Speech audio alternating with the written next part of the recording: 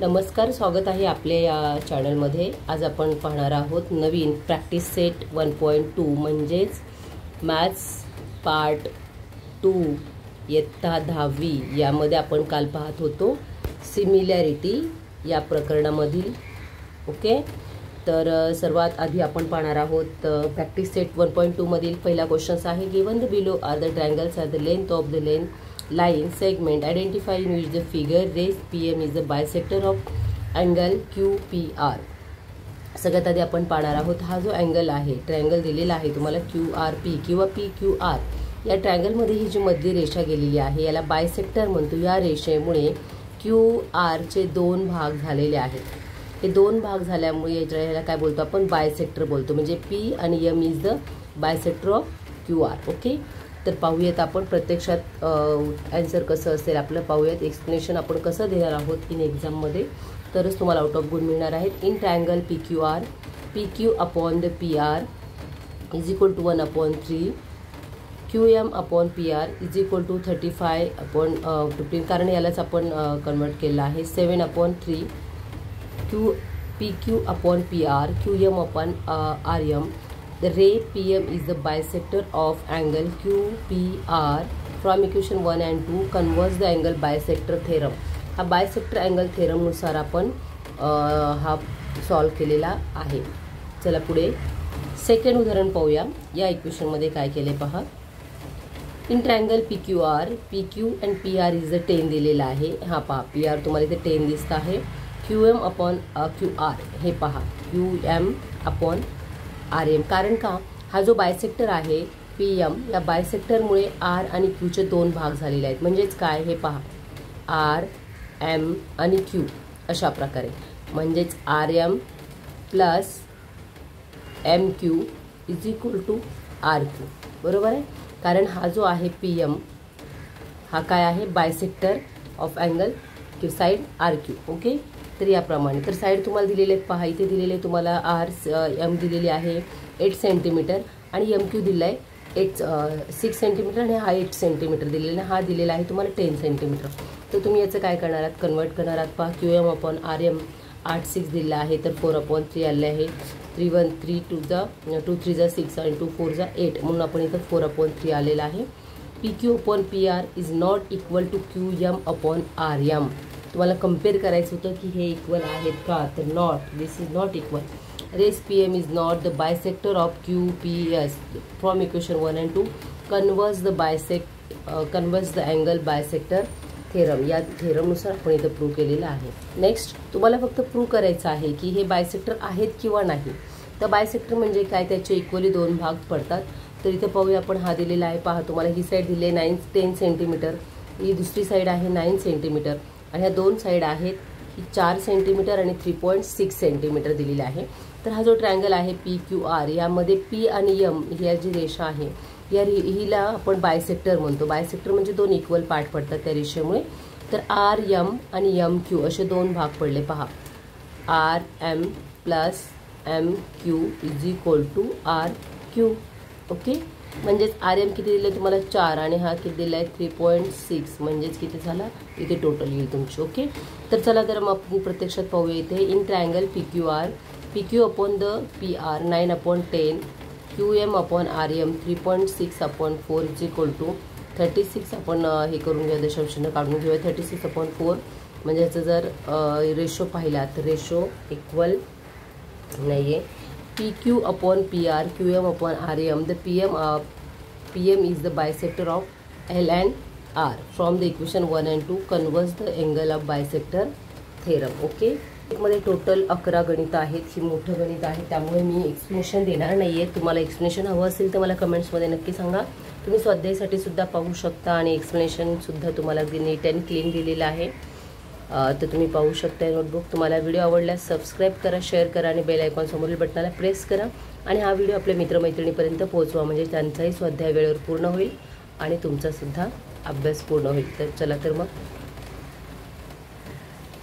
स्वाध्याय पूर्ण करण्यासाठी तुम्ही याची मदत घेऊ शकता। नेक्स्ट थर्ड क्वेश्चन्स पाहूया।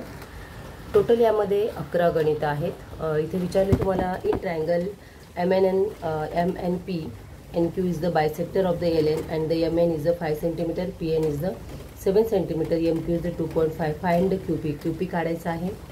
जर रेशो पहा तुम्ही फिगर काढून घ्या, रेशो ठेवा, रेशोमध्ये व्हॅल्यू टाका, पुटअप करा, QP बाजूला घ्या, 3.5 युनिट तुमचं येईल. The property of the angle bisector of theorem हे तुम्हाला एक्झाममध्ये लिहिता आलं पाहिजे. अशा प्रकारे जर परफेक्ट तुम्ही जर आन्सर लिहिलं स्टेप बाय स्टेप तर तुम्हाला इयत्ता 10वीमध्ये आउट ऑफ गुण मिळाल्याशिवाय राहणार नाही. खूप चांगले गुण मिळतील. तुम्ही प्रत्येक प्रश्नांचा खूप बारकाईने अभ्यास करा आणि स्वाध्याय सोडवत असताना वाचन, रीडिंग आणि practice is the most important factor of this example in this board exam. Practice make a man perfect. सरावानेच माणूस सराईत होतो असं म्हटलं जातं. तुम्ही पाहू शकता. In trapezium ABCD side of the AB, parallel side PQ, parallel side DC and AP is the 15 cm, PD is the 12 cm, QC is the 14 and find the BQ. तुम्हाला BQ काढायचा आहे. हा ट्रॅपेझियम आहे. खरं तर असा काढला तरी चालतो. हा थोडासा छोटा आहे, नो प्रॉब्लेम.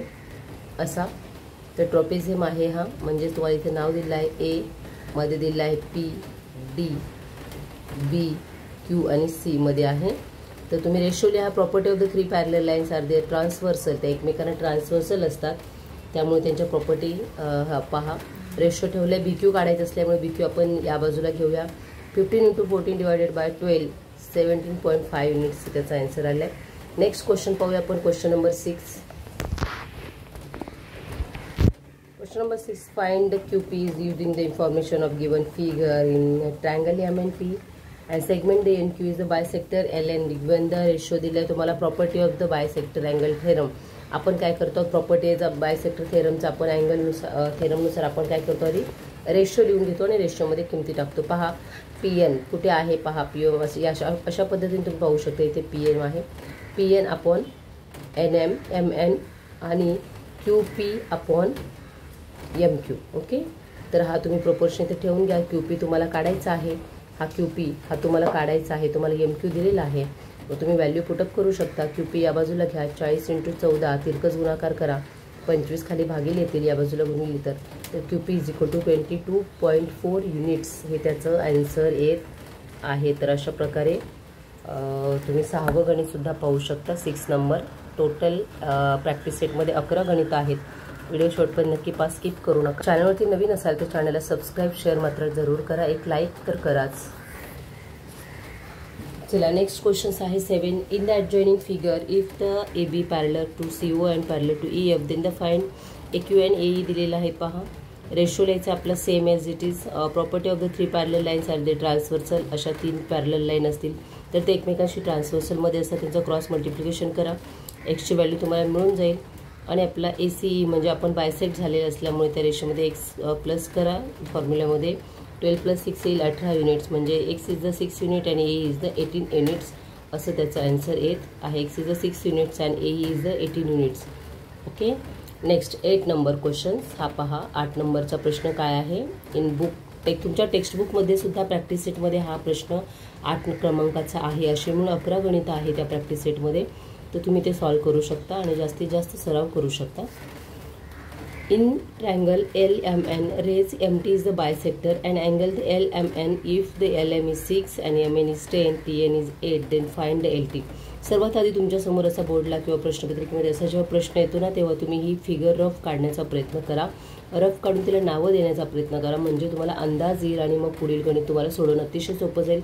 आणि मग तुम्ही फिगर काढून प्रोपोर्शन रेशो इथे ठेवा. रेशोमध्ये व्हॅल्यू पुटअप करा आणि तुमचा आन्सर येईल 4.8 युनिट्स. तुम्ही पाहू शकता रेशो. ओके.